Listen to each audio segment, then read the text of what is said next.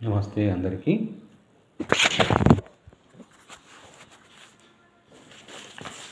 మోహన్ వారి కార్తీక పురాణము 19వ అధ్యాయము ధ్యాన సిద్ధ కృత హరి స్తవము.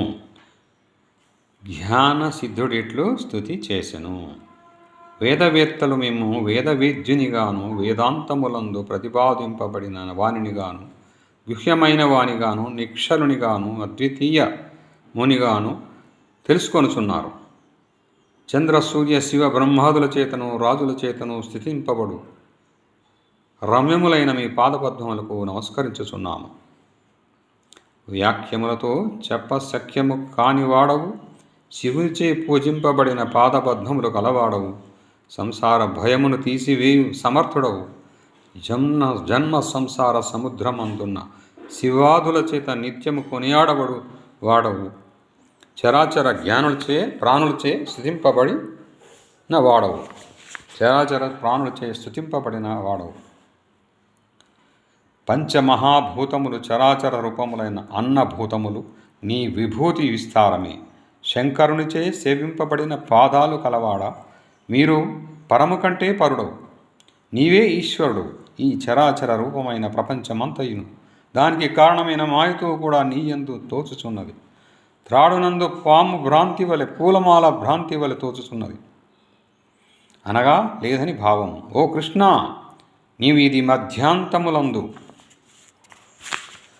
ప్రపంచం మందంతటను ఉన్నావు. భక్ష్య భోజ్య చోష్య రూప చతుర్విధాన్న రూపుడవు నీవే. యజ్ఞస్వరూపుడవు నీవే. నీ సంబంధియు పరమసుఖప్రదమును అయిన సచ్చిదానంద స్వరూపమును చూచిన తర్వాత ఈ జగము వెన్నలయందు సముద్రం వలె తోచును. ఆనంద సముద్రము నీవే. నీవే ఈశ్వరుడవు. నీవే జ్ఞాన స్వరూపుడవు. సమస్తమునకు నీవే ఆధారం. సమస్త పురాణ సారము నీవే అగుదు. నీ వలననే సమస్తము జనించును. నీ అందే లయించును. నీవు ప్రాణుల హృదయమందుండువాడు. నీవు ప్రాణుల హృదయమందుండువాడవు. ఆత్మస్వరూపుడవు. అఖిల వంధ్యుడవు. మనస్సు చేతను చూడశక్యముగాని నీవు మాంసమయములైన నేత్రములకెట్ల గోచరమగుదువు. ఓ కృష్ణ, నీకు నమస్కారము. ఓ ఈశ్వర, నీకు నమస్కారము. ఓ నారాయణ, నీకు నమస్కారం. నన్ను ధన్యుని చేయుము. మీ దర్శన ఫలము విఫలము చేయము. ఓ పరమపురుష, నీకు మాటి మాటికి నమస్కారము. ఓ దేవేశ, నన్ను నిరంతరము పాలించుము. నీకు నమస్కారము. సమస్త లోకముల యందు పూజింపదగిన నేను మ్రొక్కెదను. ఎందువలన నా జన్మ సఫలం బగుగాక. నీకేమీ కొరత పడదు కదా. నీ జ్ఞానానికి లోపము ఉండదు కదా. నీవు దాతవు, కృపా సముద్రుడవు. నేను సంసార సముద్రమగ్నుడనై దుఃఖించుచున్నాను. కాబట్టి సంసార సముద్రమునందు వడియున నన్ను రక్షించుము. శుద్ధ చరిత ముకుంద, దుఃఖితుడనరు నన్ను రక్షింపుము. త్రిలోకనాథ నమస్కారం. త్రిలోకవాసి నమస్కారము. అనంత ఆదికారణ పరమాత్మ నమస్కారము. పరమాత్మ రూపుడవు. పరమహంసపతివి. పూర్ణాత్ముడవు. గుణాతీతుడవు. గురుడవు. కృపావంతుడవు. కృష్ణ, నీకు నమస్కారము. నిత్యానంద సుధాబ్ధిని నివాసిని. స్వర్గమోక్ష ధ్రువుడవు. ఖేతరహితుడవు. తేజోరూపుడవు. సాధు హృదయ పద్మ నివాసిని. ఆత్మరూపుడవు. దేవేశుడవు అయిన ఓ కృష్ణ, నీకు నమస్కారం. ప్రపంచమును పుట్టించి పోషించి సంహరించువాడా, నీకు నమస్కారము. వైకుంఠ నిలయ, వ్యాసాదుల చేత కొనియాడబడు పాదములు గల కృష్ణ, నీకు నమస్కారం. విద్వాంసులు నీకు నమస్కారములు చేసి నీ పాదభక్తియును పడవ చేత సంసార సముద్రమును దాటి తేజోమయమైన నీ రూపమును పొందుదురు. అనేక బోధల చేతను, తర్కవాక్యముల చేతను, పురాణముల చేతను, శాస్త్రముల చేతను, నీతుల చేతను మనుష్యులు నిన్ను చూడలేరు. నీ పాదభక్తియను కాటుకను ధరించి నీ రూపమును చూచి దానిని ఆత్మగా భావించి ధరింతుడు. గజేంద్ర, ధ్రువ, ప్రహ్లాద, మార్కండేయ, విభీషణ, ఉద్ధవ ముఖ్య భక్తులను కాపాడిన ఓ హరి, నీకు నమస్కారం. నీ నామమును కీర్తించినంతలో సమస్త పాతకములు నశించును. ఆశ్చర్యము ఒక్కమారు నీ నామ సంకీర్తన చేయువాడు నీ పద సన్నిధికి చేరును.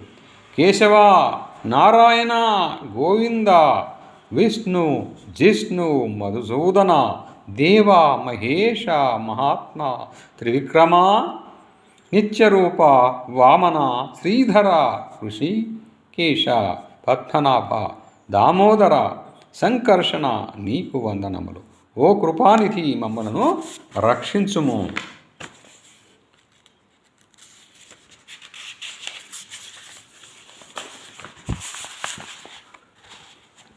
ఇట్లు స్థుతి చేయుచున్న జ్ఞానసిద్ధునితో భగవంతుడు చిరునవ్వుతో ఇట్లా నేను, ఓ జ్ఞానసిద్ధ, నీ స్తోత్రమునకు సంతోషించిదని.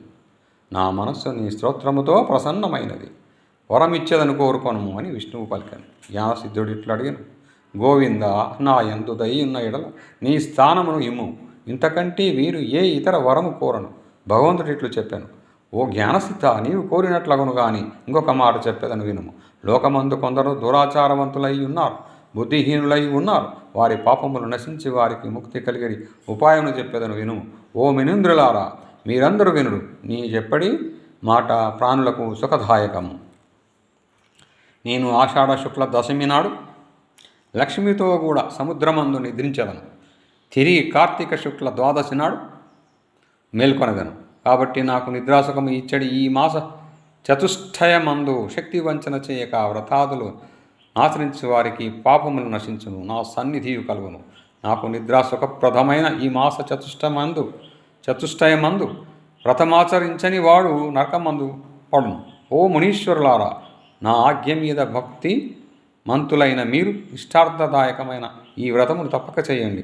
ఇంకా అనేక మాటలతో నేమి పని ఉన్నది? ఎవడు మౌఢుడై ఎవడు మూఢుడై ఈ చతుర్మాస వ్రతములు చేయడో వాడు బ్రహ్మహత్య ఫలమును పొందును. నాకు నిద్ర కానీ, మాంద్యము కానీ, జాఢ్యము కానీ, దుఃఖము కానీ, జన్మజరాదులు కానీ, లాభాలాభములు కానీ లేవు. అనగా ఈ నిద్రాదులకు భయపడి నేను సముద్రమందు శయనించలేదు. నా భక్తి గలవారెవరో భక్తి లేని వారెవరో పరీక్షించి సూతమని నిద్రయను వంక పెట్టుకొని శయనించెను. కాబట్టి నా ఆజ్ఞను అనుసరించి నాకిష్టమైన ఈ చతుర్మాస్య వ్రతమును చేయువారు విగత పావులవుదురు, నాకు ఇష్టులవుదురు. నీచే చేయబడిన ఈ స్తోత్రమును నిత్యము త్రికాలములందు పఠించువారికి నా భక్తి స్థిరమై అంతమందు నా లోకమును చేరి సుఖిందులు. హరి ఇట్లు చెప్పి లక్ష్మితో కూడా ఆషాఢ శుద్ధి దశమి నాడు పాల సముద్రమందు నిద్రించడం కొరకు వెళ్ళి ఆదిశేషుని తల్పమందు శయనించాను. అంగీరసుడు ఇట్లు పలికాను, ఓయి, నీవడిగిన ప్రశ్నకు సమాధానముగా ఈ చతుర్మాస్య వ్రతము సర్వఫలప్రదము, అన్ని వ్రతములలోనూ ఉత్తమోత్తమైనది. పాపవంతులు కానీ, దురాత్ములు కానీ, సాధువులు కానీ ఎవరైనను హరాష్మీనుడై ఈ 4 మాసాలు చతుర్మాస్య వ్రతమును చేయవలను. బ్రాహ్మణులు, క్షత్రియులు, వైశ్యులు, శూద్రులు, స్త్రీలు, యువతులు, ఇతరులు అందరును ఈ వ్రతమును విష్ణుప్రీతి కొరకై చేయవలను. ఈ చతుర్మాస్య వ్రతమును పుని స్త్రీ కానీ, వివిధవ కానీ, శ్రమని కానీ, లేక సన్యాసి కానీ తప్పక చేయవలను. మోహము చేత చతుర్మాస్య వ్రతమును చేయకుండిన ఎడల శ్రీస్థిత్వము లేక బ్రహ్మహత్య పాపమును పొందును. మనోవాక్కాయమును శుద్ధము చేసుకొని చతుర్మాస్యమునందు హరిని పూజించిన వాడు ధన్యుడవును. చతుర్మాస్య వ్రతమాచరించని వాడు కోటి జన్మములందు కల్లుద్రాగువాడు పొందడి గతిని పొందును. సందేహము లేదు. పరమాత్మ సృష్టికై చతుర్మాస్య వ్రతమాచరించని వాడు గోహత్య చేసిన వాని ఫలమును పొందును. ఈ ప్రకారముగా వీలు చేసుకొని ఏ విధముగానైనను చాతుర్మాస్య వ్రతమాచరించువాడు 100 యజ్ఞమ ఫలముంది, 100 యజ్ఞముల ఫలముంది. అంతమందు విష్ణు లోకమును చేరి జ్ఞానసిద్ధాదులిట్లు హరి యొక్క పాటలను విని చాతుర్మాస్య వ్రతములు చేసి Vaikunthaloka నివాసులైరి. Thank you viewers, thank you subscribers, thank you one and all. Me Jaya Prakash.